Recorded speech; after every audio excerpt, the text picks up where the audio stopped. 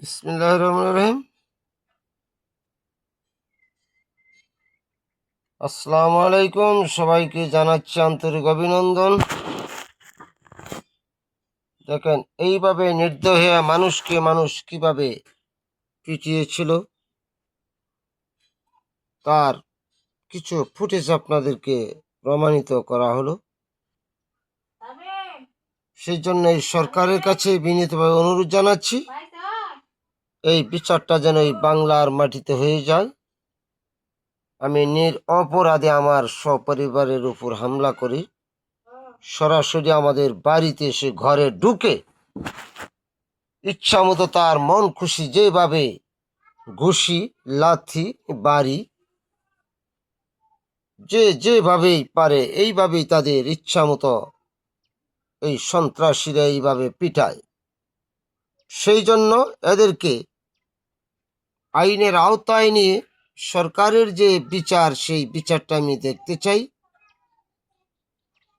এই ব্যাপারে থানায় কেস হয়েছে, সদরে গিয়েছিলাম, সেখানেও বলছে যে ভারী কাজ করা নিষেধ। আমাদের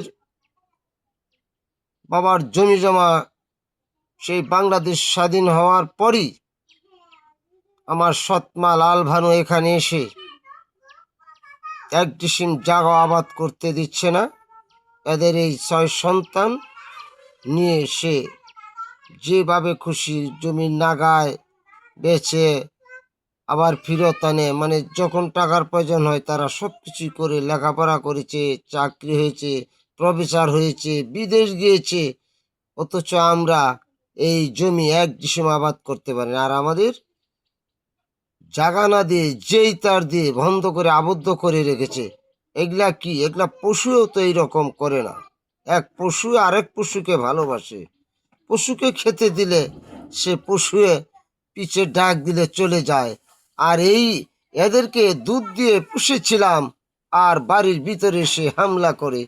সেই জন্য বিভিন্ন কেস হয়েছে, যে যারা প্রফেসর হয়েছে তাদের পুলিশ বাড়িতে আসলে বলে যে আমি প্রফেসর বলছি, এটা আমি দেখি না, কিন্তু এইভাবে পুলিশ চলে যায়।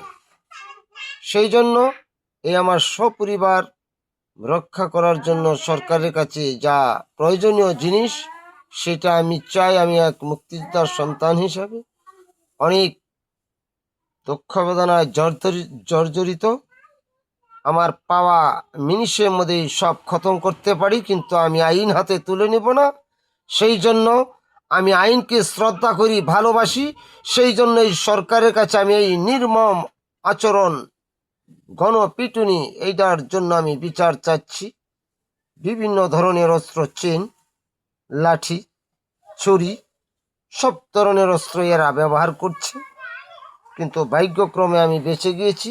8টা মহিলায় সেই ছুরিটা ফিরিয়েছিল, সেটা সব আমি জানাবো ইনশাল্লাহ। এই বলে বিদায় নিচ্ছি। আল্লাহ হাফেজ।